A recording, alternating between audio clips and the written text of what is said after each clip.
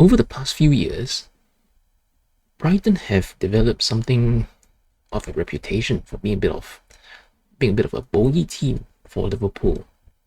I can remember in recent maybe 3 or 4 years, the number of times Liverpool have had such a difficult time against them. Draws at home, draws away, losing at home, losing away. So yeah, Brighton has the kind of growing reputation, for, at least in my opinion, for being Liverpool's bogey team.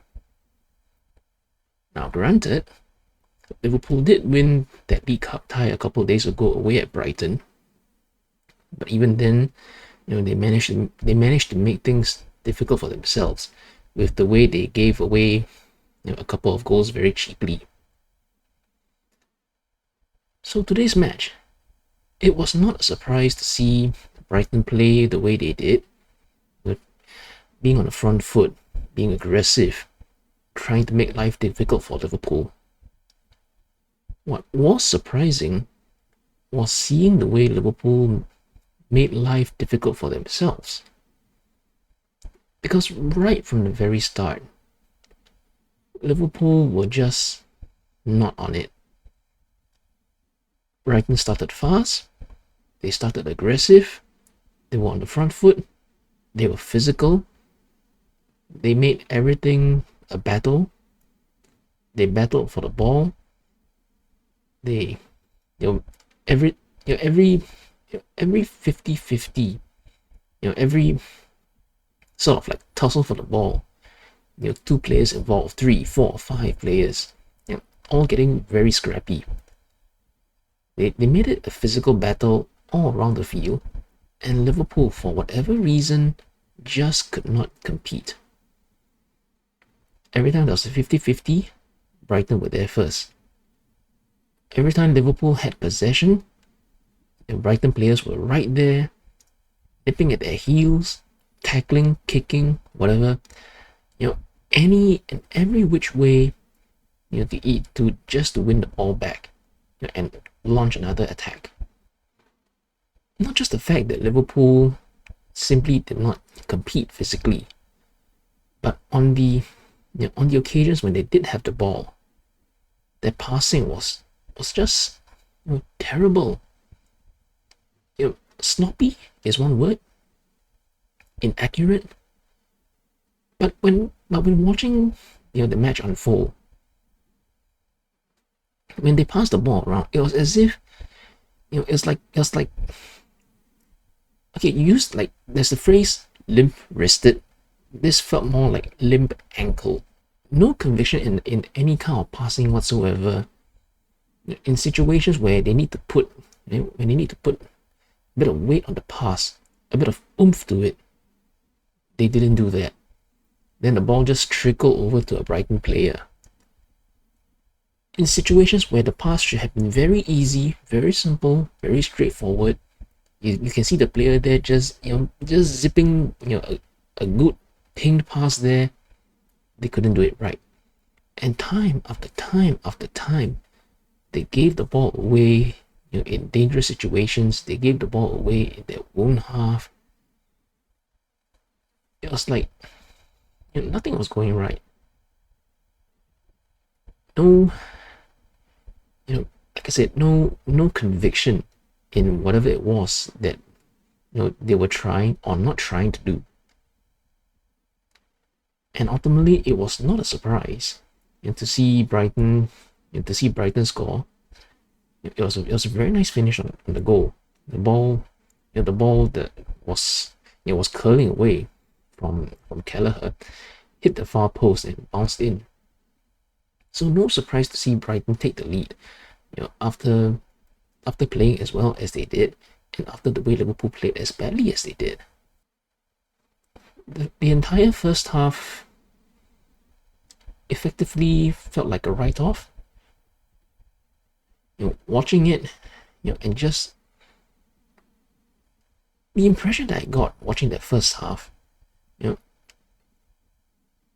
it felt as if it was almost a waste of time for a viewer to watch it, And I almost got the impression, that some of the players felt as if it was a waste of time for them to play it. That's how bad it was. Just, again, I use the word conviction. There was no conviction in what they did. There was no, it felt like there was no attempt to take it seriously. It was like they didn't want to be there. Then the second half came and it was more of the same. Again, Brighton on the attack, on the front foot, and just smothering Liverpool everywhere. Liverpool at times were just trapped in their own half, trapped in their own box even. And yet somehow, almost like just this magical drop of a hat, a flick of a switch, Liverpool scored two goals in very quick succession. First, Gakpo with his curling, whatever that was. I still have no idea whether that was supposed to be a shot from all the way out there or a cross for Nunes. But whatever that was, that curl, and just pretty much lofted into the far corner. The goalkeeper was caught flat-footed. I'm assuming that the goalkeeper, was waiting to see whether anyone might get hit to it. Then he'll react to to that change of direction or whatever. But the ball just went in, and just like that, it was 1-1. It's a rather cliched word, I guess. For them to say, when they say it was not deserved or whatever. But sometimes these things happen, and it's a 1-1. And whether it was deserved or undeserved, the fact was that Liverpool were back in it, and hopefully, getting this goal would kick them into action, which it did. And then the winning goal from Salah. This is classic Salah. This, the cutting in onto his left foot, and then just curling that shot high into the far corner. That is, it's almost like his trademark goal now. When you see him run with the ball and get into that position, when he cuts inside and the fullback is unable to track him in time, he gets that half a yard, sometimes maybe not even that, maybe even a quarter yard. Just a little bit of space, that little bit of an opening, and he's taking the shot, he's taking his chance. And once again, Salah, when he found himself in that situation with that kind of chance, he delivered. And just like that, within 2 minutes, 3 minutes, 0 points, turned into 3. Then thereafter, after that second goal went in. After the second goal went in, the match sort of became a bit more equal in momentum. I would suggest, I think, maybe leaning more towards Brighton, because by the end, Liverpool were sort of just hanging on and keeping Brighton at arm's length. Brighton were the ones attacking, trying to find that equalizer, but the equalizer never came, and Liverpool hung on for a 2-1 win. On the balance of play, I do think Brighton were the better team on this occasion. This, it chalks up as one of those kinds of win without playing well type of matches. Especially again, given that in recent years Brighton have been quite a thorn in Liverpool's side, quite a bogey team for Liverpool. So just to be able to get the win, however it came, however deserved or undeserved, some might feel it was, Liverpool got the job done and got the points on the table. And those points are what matters. Especially even more so given the events of the day up to that point. First, Arsenal had lost away against Newcastle. So this presented a chance for both Man City and Liverpool to pull further ahead in the table. Man City kicked off at the same time as that Liverpool did, and as the two matches were being played, even before Brighton had taken the lead early in the match, Bournemouth had taken the lead even earlier in their match against Man City. So Bournemouth were leading 1-0 very early on, which eventually became 2-0 in the second half. And of course, those watching the match, the spectators, and those watching on TV, they would be more informed of the scores and know what this symbolizes. If Bournemouth win their match and Liverpool can somehow win this match, Liverpool will be top of the table. But as it were, up until the equalizer, that didn't look like happening, because Man City were losing and then Liverpool were also losing.